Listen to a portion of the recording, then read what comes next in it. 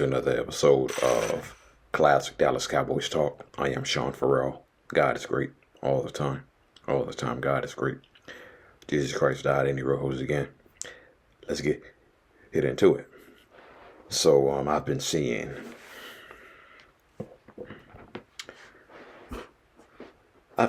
some very, very interesting comments when it comes to Cowboys free agency.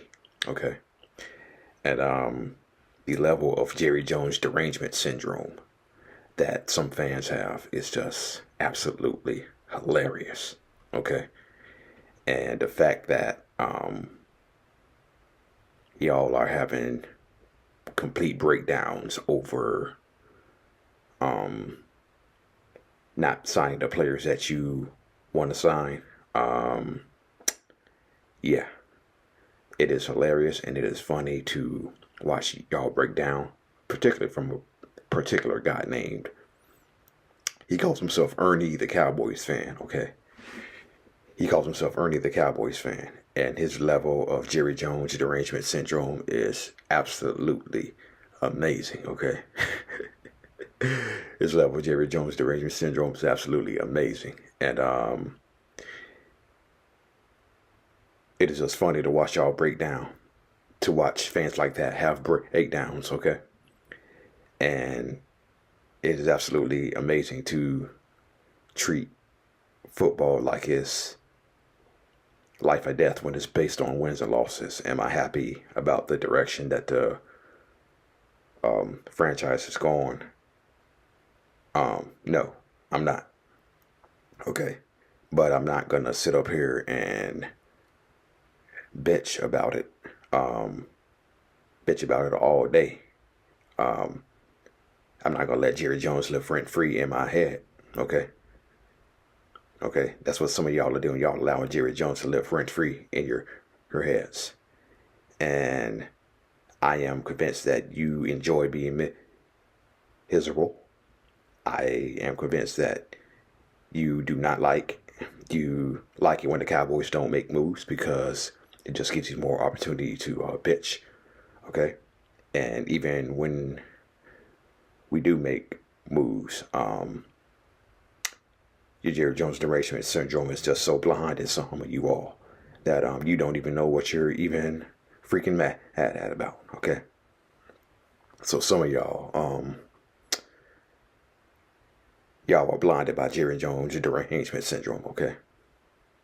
Y'all are 100% blinded by Jerry Jones derangement syndrome.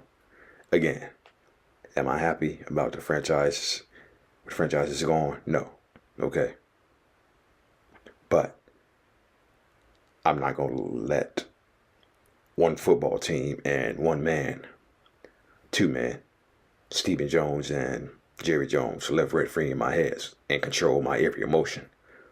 Okay. So, yeah. So, when Emmitt Smith broke the all-time leading rushing record for most rushing yards in 2002 against the Seahawks, that was a big deal. But the other record that was broken in 2002 in that game versus the Seahawks was Darren Woodson actually became the leading tackler. All time, he passed Leroy Jordan for most tackles in Cowboys history. Okay, Leroy Jordan at that time had 1,236 tackles. Okay, Darren Woodson passed him on that day. Darren Woodson actually ended his career with 1,350 tackles for his career. Okay, all-time leading tackler. The other thing to come out of that game, the other memorable thing to come out of that game was his hit on Darrell Jackson. Okay, his hit on Darrell Jackson. Yeah, he hit Darrell Jackson so hard. Okay, he hit Darrell Jackson so hard that when Darrell Jackson, after the game, was showering, he had a seizure. Yeah, Darrell Jackson, wide receiver for the Seattle Seahawks, got hit so hard by Darren Woodson that he had a seizure in the shower. Okay, that's how hard Darren Woodson hit him. And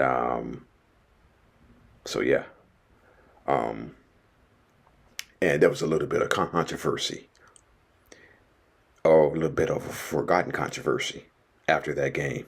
After Emmitt Smith became the all-time leading rusher, the Cowboys had a post-game celebration at Texas Stadium. Okay, and Darren Woodson took some heat for it because he didn't stay around for the post-game ceremony. And Darren Woodson was like, "Hey man, I just lost a game. Okay, we just lost a game. I'm going home. I don't feel like celebrating anything." That was Darren Woodson. He actually took some heat because he went home, didn't stay around for the celebration, and his explanation was, "Look, I just lost the game. I'm not in a celebratory mood. I'm going home." So, yeah. And Emmitt Smith rushed for 937 yards. No, 975 yards his last season as a Dallas Cowboy. Okay. His last 100-yard game of his career with the Dallas Cowboys, ironically enough, came against the Washington Redskins. Okay. The Cowboys won that game 27-20 versus the Washington Redskins. Emmitt Smith, man, you talk about turning back the clock for a 33-year-old running back. Rushed for 144 yards in that win over the Redskins. Okay. Yeah.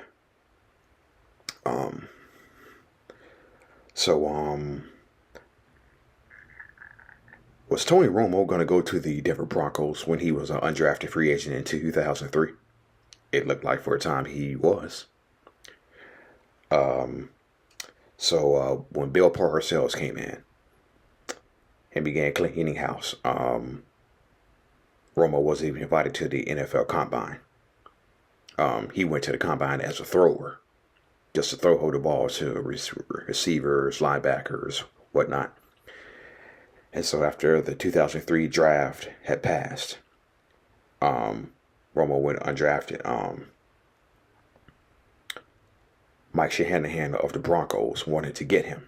Okay, Mike Shanahan was a Eastern Illinois alumni, but Bill Parcells also had a guy on his staff by the name of Sean Payton, who was also an Eastern Illinois alumni.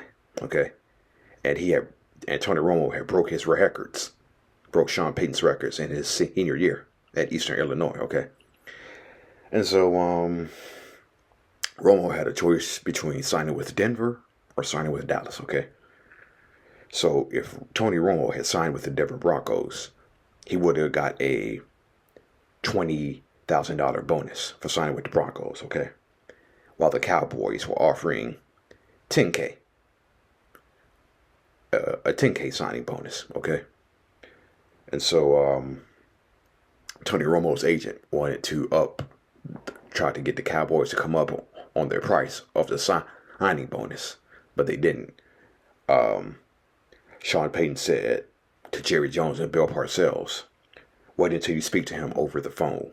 Okay, they spoke to Romo, and Romo ended up coming to the Cowboys for a $10K signing bonus, leaving $10K, another $10K that he would have got with the Denver Broncos. And so the rest was history.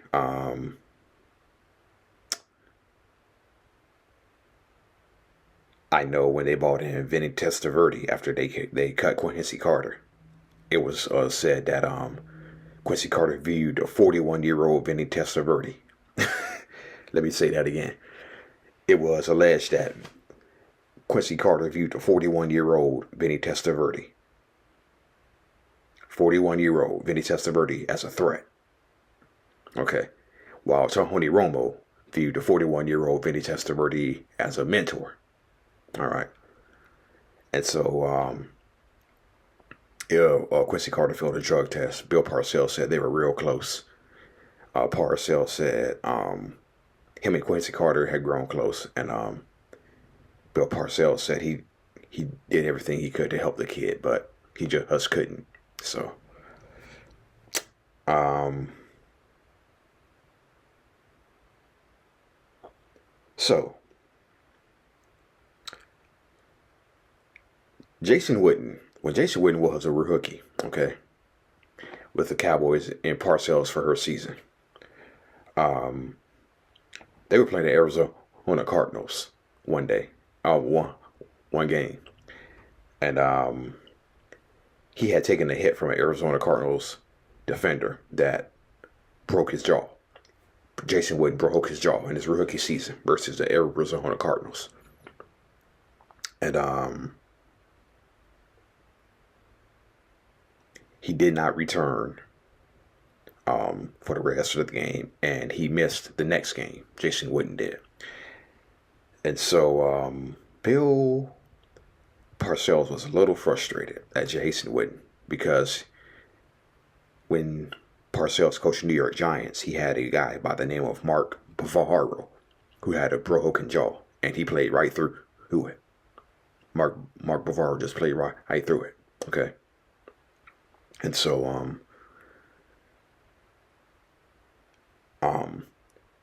Parcells approached Jason Witten in the training room one day and said, "Hey, eat this."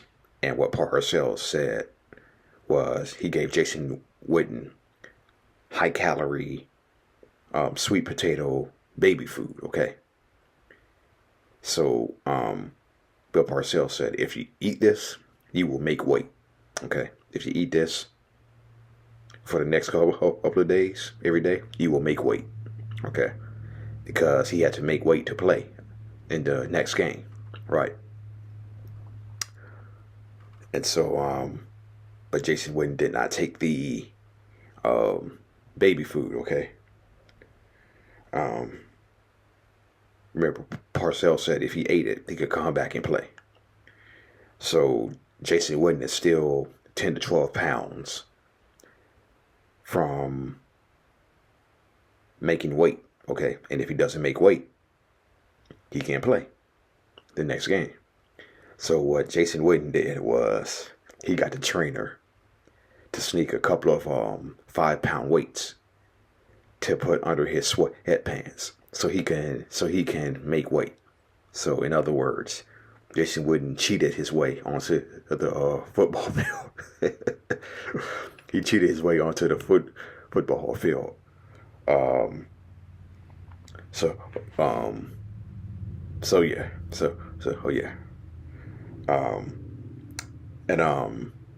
Lastly, let's discuss LP Ladakir.